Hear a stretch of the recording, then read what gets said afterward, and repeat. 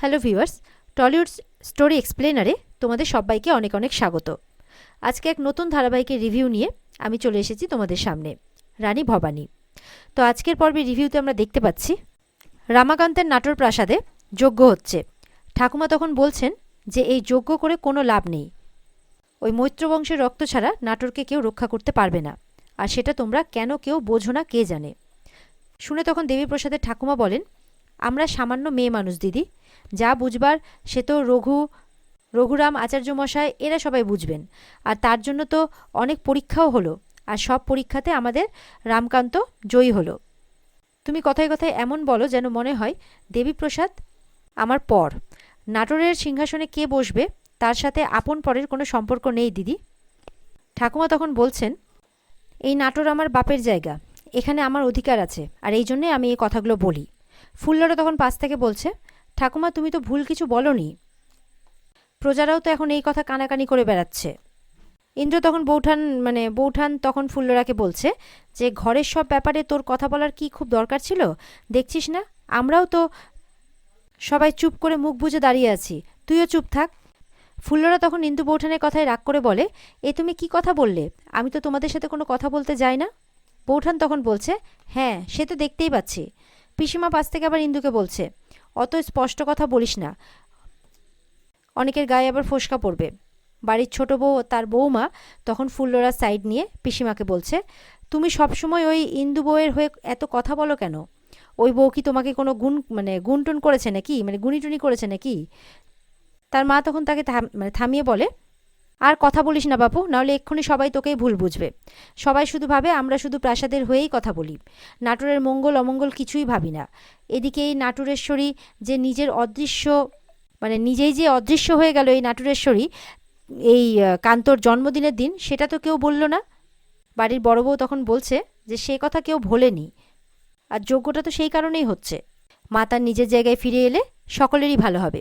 কেবলমাত্র প্রজারা রামকান্তকে মেনেছে, শুধুমাত্র তো সেই কারণেই মা অদৃশ্য হননি। ছোট বৌমা তখন বলছে, সেই কথাই তো, আমরা চুপ থাকলেও প্রজারা তো চুপ থাকবে না। পিসিমা তখন বলছে, আবার পিসিমা চুপ করতে বলছে তখন আবার। ওদিকে আচার্য মশাই ঠাকুরের কাছে প্রার্থনা করে বলছেন, কোথায় গেলি মা, ফিরে আয় তুই সিংহাসনের মা, তুই ফিরে আয়। বলছে, তুই ফিরে আয় মা সিংহাসনে, মা যে তোকে ফিরিয়ে আনবেই। তোর খোঁজ তো সর্বত্র চলছে, তবুও তুই কেন আসছিস না মা? এরপর তিনি জানাচ্ছেন যে মা তুষ্ট হলেন না, হবেনও না। ঠাকুমা এই কথা শুনে কিন্তু হাসছে, আর বুঝতে পারছে যে তিনি ঠিক যেমনটা ভেবেছিলেন তেমনটাই হয়েছে।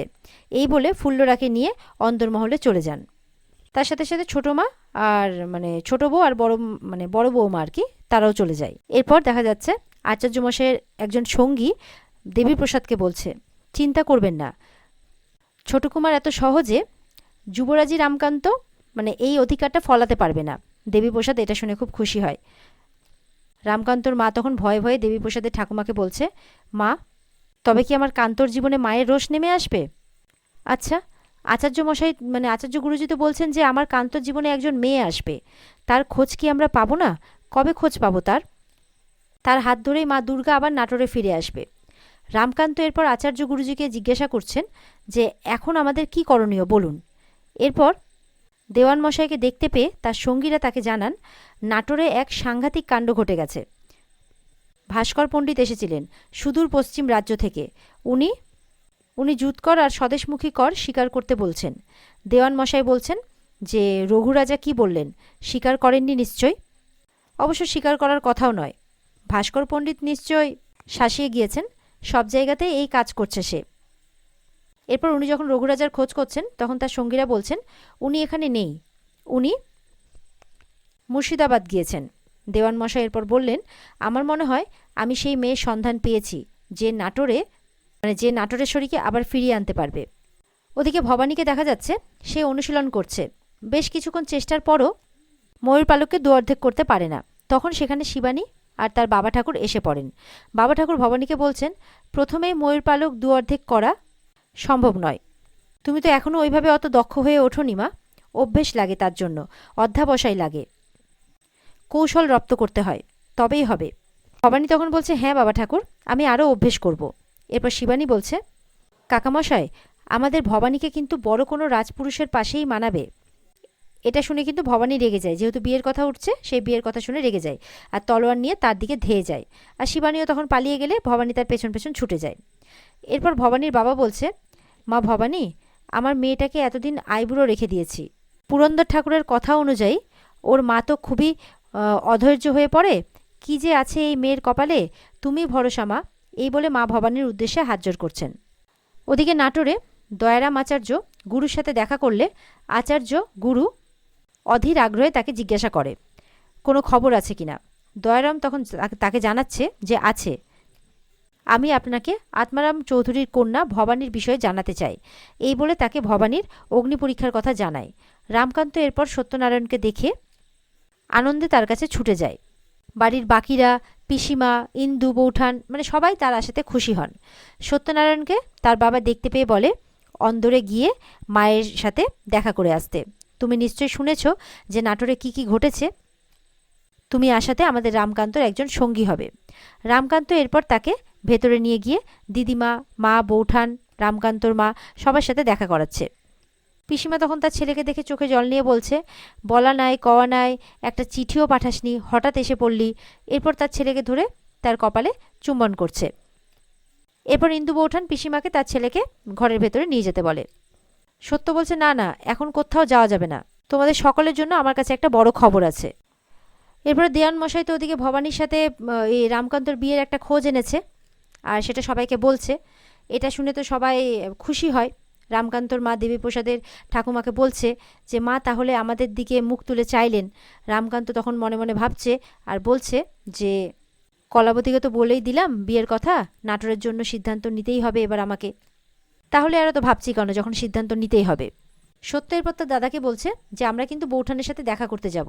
রামকান্ত তখন বলছে, তোর কি মাথার কোনো অসুখ হলো নাকি রে সত্য? সত্য বলছে, দাদা তুমি একথা কেন বলছো?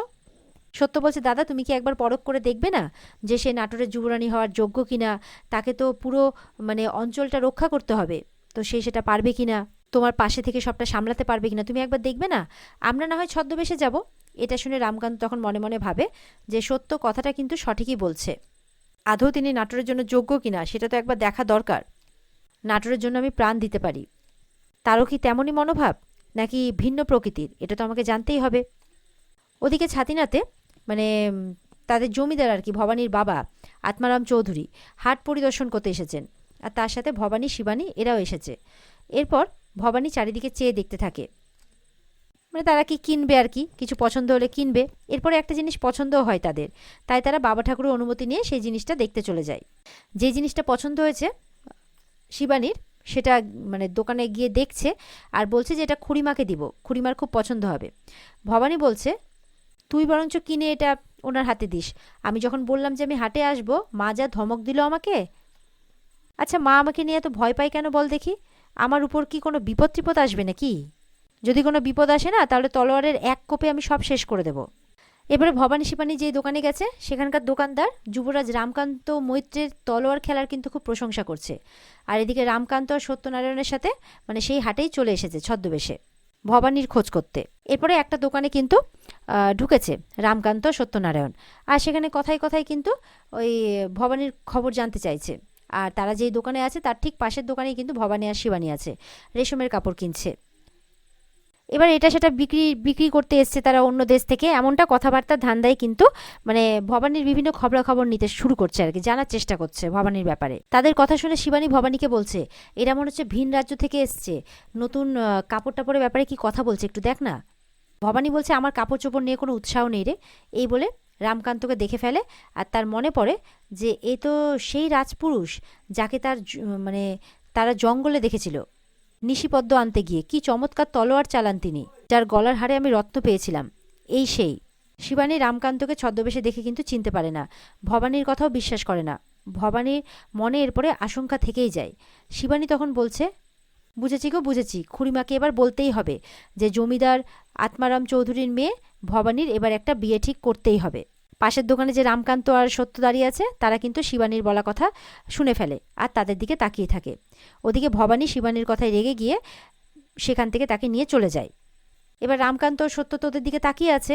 ভবানী তখন তাদেরকে ভিন রাজ্যের দস্যু মনে করে সন্দেহ করতে থাকে সত্য তখন তার দাদাকে বলছে জমিদার আত্মারাম বাবুর বাড়িতেই তারা আজকে আশ্রয় নেবে। আর তার দাদা বলছে ব্যাপারটা একবার ভেবে দেখলে হতো না, না হলে কিন্তু কেলেঙ্কারি হয়ে যাবে জানাজানি হয়ে গেলে। সত্য তখন বলছে দাদা তুমি এত ভেবো না তো, চলো। আর এখানে আজকের পর্ব শেষ হয়ে যায়। তো বন্ধুরা, এই ছিল আজকের পর্বের রিভিউ। দেখা হচ্ছে আগামীকালকে। সবাই ভালো থাকবে। আমাদের সাথে জুড়তে চ্যানেলকে অবশ্যই সাবস্ক্রাইব করবে। টাটা।